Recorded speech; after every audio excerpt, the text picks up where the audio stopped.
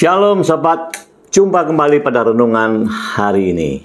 Seperti biasa, harapan saya semua saudara dalam keadaan baik, sehat, sukacita, dan ada damai sejahtera yang dari Yesus di dalam hidup saudara. Nah, mari kita masuk di dalam renungan tentang sebuah doa yang pasti terjawab. Saya beri judul hari ini adalah doa sepakat itu dahsyat. Doa sepakat itu dahsyat. Apa itu? Saudara, sebuah firman Tuhan mengatakan demikian. Mengapa engkau tidak mengerti bahasaku? Engkau tidak mengerti bahasaku itu sebab engkau tidak menangkap firmanku. Apa arti kalimat ini? Engkau nggak ngerti bahasaku sebab engkau tidak menangkap firmanku. Nah, saudara perhatikan. Saudara dan saya adalah orang yang percaya kepada Yesus. Kita tahu ada firman, dan firman itu merupakan patokan, merupakan standar hidup, peraturan yang harus kita taati. Nah, mengapa kita tidak mengerti bahasanya Tuhan Yesus? Sebab kita nggak nangkap ini firman. Kita nggak nangkap standar yang Tuhan buat saudara dan saya. Karena itu kalau Yesus bicara kita nggak paham, nggak ngerti, ya. Nah, hari ini mari kita belajar untuk mengerti. Efesus 5 ayat 17 berkata demikian. Sebab itu janganlah kamu bodoh.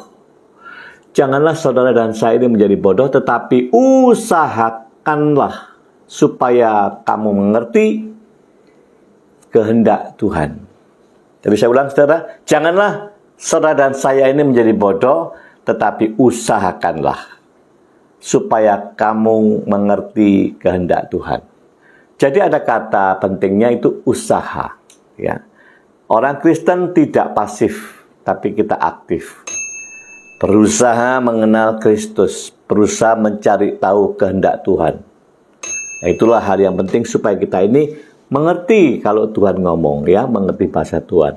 Nah, kita akan masuk di dalam pembahasan inti hari ini. Kita akan buka di dalam Matius 18 ayat 19. Dan lagi aku berkata kepadamu, jika dua orang daripadamu di dunia ini sepakat meminta apapun juga, permintaan mereka itu akan dikabulkan oleh Bapakku yang di surga.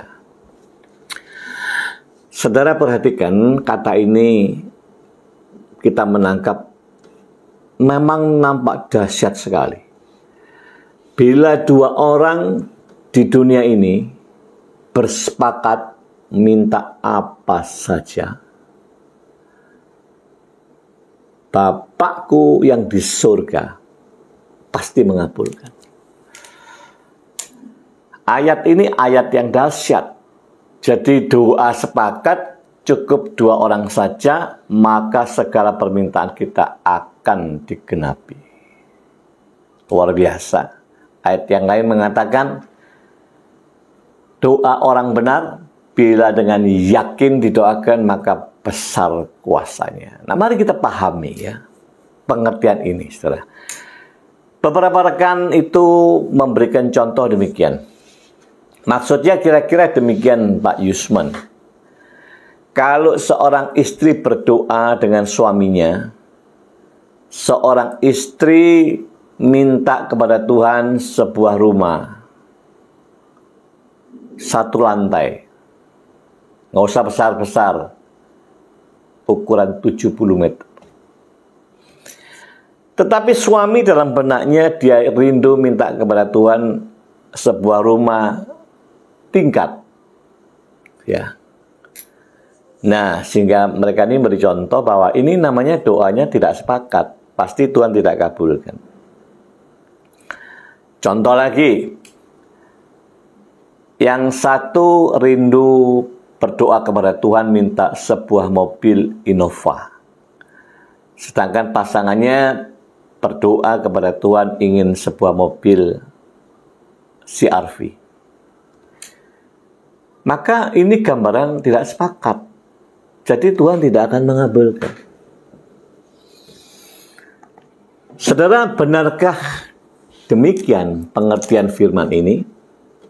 Tapi percayalah, kalau doa dua orang ini yang sepakat ini, pasti Tuhan kabulkan apapun permintaanmu. Saya yakin di seluruh kota ini, bahkan di Indonesia, terlebih lagi di seluruh dunia, orang-orang Kristen sudah jadi kaya raya. Sungguh, kaya semua, seluruh dunia kaya raya, karena cukup dua orang berdoa sepakat meminta apapun, pasti Bapa di surga akan mengabulkannya. Begitu mereka praktekkan doa ini, mereka tunggu cukup lama dan Tuhan tidak pernah kabulkan. Maka jadi kecewalah orang-orang Kristen ini. Nah, inilah yang dikatakan engkau tidak ngerti bahasaku sebab engkau tidak menangkap firmanku. Saudara, mari hari ini kita mau tangkap pengertian firman ini, ya. Nah, itu ayat 19, kita mau baca di atasnya, ya. Kita mulai baca ayat 15. Perikop pembacaan kita ini bicara tentang memberi nasihat. Ya, saudara harus mencermati, ya. Tidak bisa baca cepat gitu, ya. Kita cermati, kita renungkan. Ayat 15. Apabila saudaramu berbuat dosa, ya, tegurlah dia di bawah 4 mata 2 orang. Jika ia mendengar nasihatmu, engkau telah mendapatkannya kembali. Kalau ditegur dia kena, maka dia kembali lagi menjadi baik. Jadi prinsipnya pegang dulu kisah ini. Contoh, saya diperintahkan menegur sahabat saya, ya, karena dia berbuat dosa. Berarti penegur ini mendapat perintah yang isinya adalah kebenaran. Perintahnya Tuhan, ya. Saya mendapat perintah Tuhan lewat kebenaran ini menegur yang berdosa. Kalau dia kembali, selamatlah dia. Lanjut ayat 16. Jika ia tidak mendengar, kalau ia tidak mendengarkan engkau, bawalah 1 atau 2 orang lagi. Jadi berapa? 3 orang. Supaya atas keterangan 2 atau 3 orang saksi, perkara itu tidak disangsikan lagi. Jadi membawa 2 atau 3 orang sebagai saksi, ini dengan tujuan perkara yang sedang dibicarakan ini menjadi sahih, menjadi sah, menjadi semakin kuat, sehingga sahabat satu itu lebih yakin, lebih percaya, lebih mantap dia untuk kembali lagi bertobat. Ya, 17. Jika ia tidak mau mendengarkan mereka, sampaikanlah soalnya kepada jemaat. Kalau 1-2 orang sampai 3 orang dia tidak peduli, sampaikan kepada jemaat orang banyak, ya. Dan jika ia tidak mau juga mendengarkan jemaat, pandanglah ia, anggaplah dia sebagai orang yang tidak mengenal Allah, atau seorang pemungut cukai, orang yang tidak baik, orang yang tidak benar hidupnya, ya.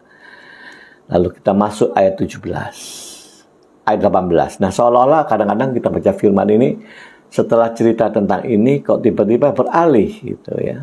Ayat 18. Aku berkata kepadamu, sesungguhnya apa yang kau ikat di dunia ini akan terikat di surga. Dan apa yang kau lepaskan di dunia ini akan terlepas di surga. Jadi ini ada hubungan antara saudara yang hidup di dunia dengan situasi surga. Jadi setiap orang percaya itu ada diberi kekuasaan, diberi hak ya. Kita punya kesepakatan, hak sesuai dengan apa yang maunya Tuhan itu, maka kesepakatan inilah yang akan terjadi peristiwa sesuatu yang ada di bumi ini dengan apa yang ada di surga, itu connect. Ya. Jadi bicara kuasa, bicara hak, kesepakatan dengan Tuhan. Setiap orang percaya dengan Tuhan. Ya. Ayat 19 yang kita baca tadi ya. Dan lagi aku berkata kepadamu, jika dua orang daripadamu di dunia ini sepakat meminta apapun juga, permintaan mereka akan dikabulkan oleh Bapakku yang di surga. Jadi Yesus bicara, akan dikabulkan oleh Bapakku yang di surga. Ya. Ayat 20, sebab di mana ada 2 atau 3 orang berkumpul dalam namaku, di situ aku ada di tengah-tengah mereka. Nah, ayat ini seringkali menjadi pertanyaan orang. Pak, kalau doa 2-3 orang, Yesus ada di tengah-tengah kita, artinya seolah-olah Yesus hadir, Pak, datang. Kalau doa sendiri, apakah Yesus tidak ada? Oh tidak, jangan ditafsirkan seperti itu ya. Di dalam Matius 6 ayat 6 juga dikatakan itu. Kalau engkau mau berdoa, masuklah dalam kamar, engkau bersembunyi di situ, engkau berdoa kepada Bapa, maka Bapa yang tersembunyi itu melihat engkau yang berada tersembunyi, engkau sendirian, maka Bapa itu melihat, mendengar, dan Bapa itu akan meresponi doamu.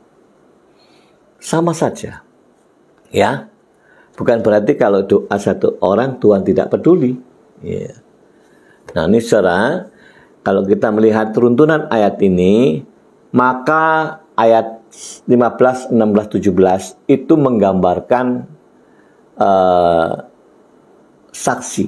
Ya, kita butuh seorang ditambah lagi 2 orang ditambah orang banyak, itu semua sebagai saksi atas perkara kepada orang yang ditegur dari dosa itu supaya kembali. Ya, saya beri contoh, itu diri saya yang menegur kepada sahabat saya. Lalu tiba-tiba ayat 19 itu mengatakan ini Yesus sendiri. Yesus sendiri bicara kepada saudara semua kita ini.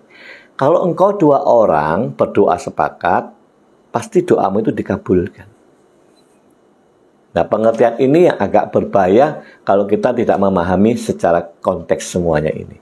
Konteks tadi kan bicara tentang saksi, ya. Saksi itu adalah memberikan peneguhan supaya perkaranya sekali lagi menjadi sahih. Perkaranya sah, perkaranya menjadi kuat. Nah, setelah itu apa pengertiannya ini? Pengertiannya demikian, saudara. Saya orang yang menegur, berarti di dalam diri saya, hati saya, pikiran saya itu ada sebuah perintah kebenaran menegur saudara yang berdosa. Maka saya membutuhkan 2-3 orang saksi supaya mendukung kebenaran ini. Artinya apa? Apa yang di benak saksi 2-3 orang itu, saksi itu harus punya pikiran yang sama dengan saya yang menegur. Kalau saksi ini berbeda, maka situasi ini tidak ada kesepakatan. Ya, perkara ini tidak bisa selesai, saksi ini tidak menguatkan kebenaran kalau berbeda. Maka 2-3 orang, sekali lagi saya ulang, harus sepakat sama dengan pemikiran saya. Kalau enggak, maka perlu orang banyak. Nah, orang banyak itu sama. Pikiran-pikiran rekan-rekan yang lain ini juga harus sama dengan 2-3 orang saksi dengan saya sebagai orang pertama yang menegur. Itu namanya sepakat. Ya, karena sepakat, maka perkara ini menjadi sah, perkara ini menjadi sahih, perkara ini menjadi kuat persoalannya. Kalau semua sudah sepakat dan orang satu ini masih tidak bisa ditegur, anggaplah dia sebagai orang yang tidak mengenal Allah. Paham ya sampai sini? Lalu ayat 19 itu mengatakan, ini Yesus sendiri.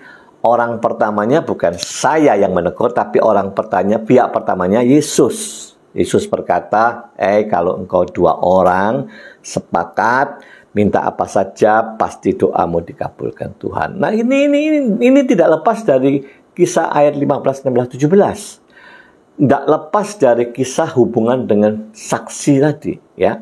Kesepakatan saksi tadi. Tidak lepas dari itu. Artinya apa ayat ini? Artinya gini loh. Kalau engkau suami istri berdoa, memang harus sama dong doanya. Jangan bertolak belakang, harus sama. Tapi yang utama, sepakat ini, bukan ini yang utama. Yang utama adalah sepakat dengan pemikiran Kristus. Sepakat dengan kehendaknya Tuhan. Ya, sepakat kehendak Tuhan itu yang utama. Lalu berikutnya kesepakatan suami istri. Ini namanya dua orang berdoa sepakat minta apapun dikabulkan. Loh kok bisa pasti dikabulkan? Pasti karena sudah sepakat sekehendak dengan pihak pertamanya di ayat ini. Pihak pertamanya Yesus. Ya. Mari kita lihat ayat lain yang meneguhkan. Kita lihat 1 Yohanes 5 ayat 14-15. Dan inilah keberanian percaya kita kepadanya, kepada Yesus, yaitu bahwa Ia mengabulkan doa kita jikalau kita meminta sesuatu kepadanya menurut kehendaknya. Nah ini loh ya, kata menurut kehendaknya ini jangan dilepaskan. Ayat ini menguatkan, mendukung Matius 18 ayat 19 tadi yang kita baca. Ya, jadi inilah doa yang sesuai dengan kehendaknya Bapa, bukan kehendak saudara dan saya saja. Ya, yang utama, yang prioritas ini harus sekehendak dengan Bapa. Connect, ya, sefrekuensi. Satu lagi ayat Yohanes 15 ayat 7. Jikalau kamu tinggal di dalam aku, kata Yesus, kalau kamu tinggal dalam aku, ya, dan firmanku tinggal di dalam kamu, minta apa saja yang kamu kehendaki, kamu akan menerimanya. Ini dahsyat, saudara, ya. Jadi ini semua dua ayat belakang yang kita baca ini mendukung Matius 18-19.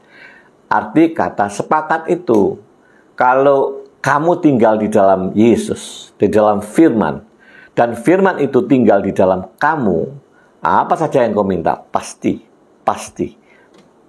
dikabulkan. Kenapa bisa berani menjamin begitu? Karena ini yang dikatakan, saudara manunggal dengan firman. Saudara menyatu dengan Kristus. Artinya manunggal, maka segala pikiranmu, segala kehendakmu, keinginanmu, kerinduanmu, itu selaras, itu sama dengan pikiran Kristus. Tidak akan melenceng, tidak akan sesuatu yang egois, mementingkan diri sendiri. Tidak akan permintaan itu duniawi, kedagingan, tidak, ya. Sebab itu sudah sekehendak dengan Tuhan. Kalau sudah sekehendak, apa lagi? Pasti Tuhan kabulkan. Karena kehendakmu, kemauanmu itu, kerinduanmu itu, ya kerinduannya Tuhan. Ya, paham ya? Ini arti dua orang berdoa yang sepakat. Oke. Supaya kita lebih diteguhkan, kita tarik ke belakang di Perjanjian Lama. Bagaimana sifat karakter daripada Tuhan kita? Di Perjanjian Lama, Yeskiel 36 ayat 37, perhatikan ayat ini. Beginilah firman Tuhan Allah, dalam hal ini juga aku, Allah ya, menginginkan supaya kaum Israel meminta daripadaku apa yang hendak kulakukan bagi mereka. yaitu membuat mereka banyak seperti lautan manusia. Arti kata ini dengan bahasa lain beginilah. Allah ingin supaya orang Israel ini berdoa minta kepada Allah. Minta apa? Minta bukan kehendak orang Israel. Mintalah kepadaku, kata Allah. Minta apa? Mintalah kepadaku apa yang hendak kulakukan kepadamu. Nah, saudara paham kan? Segala sesuatunya itu memang dari Dia, oleh Dia, untuk Dia, untuk kemuliaan Dia. Jadi hidup ini memang untuk tujuannya kemuliaan Tuhan. Jadi segala apa yang kau perbuat, kau perkatakan, apa yang ada di hati saudara dan saya, itu harusnya semuanya untuk kemuliaan Tuhan. Karena itu prakteknya adalah hidup kita sehari-hari. Jam demi jam, menit demi menit, detik demi detik, kita ini hidup membawa kemuliaan Tuhan. Mencerminkan kemuliaan Tuhan. Ada gambaran Kristus dalam hidup saudara. Ya, itu namanya memuliakan Tuhan. Itu namanya melakukan semuanya demi kehendaknya Tuhan. Paham, saudara? Nah, kita jangan lagi nggak ngerti bahasanya Tuhan karena kita nggak nangkap firman Tuhan. Hari ini kita udah nangkap pengertian firman Tuhan itu. Maka saudara dan saya nggak perlu kecewa lagi, ya. Tidak perlu, karena kita udah tahu maunya Tuhan. Kita ngerti bahasanya Tuhan sekarang. Kenapa? Standarnya kita kembali standar firman. Oh, jadi doa yang dahsyat itu cukup 2 orang sepakat itu. Artinya itu. Iya, itu artinya. Artinya sepakatlah dahulu dengan kehendak Tuhan. Dan sepakatlah engkau berdua. Maka ini yang pasti Tuhan genapi. Pasti Tuhan jawab. Namanya sepakat manunggal dengan Kristus. Tidak ada yang lebih dari itu.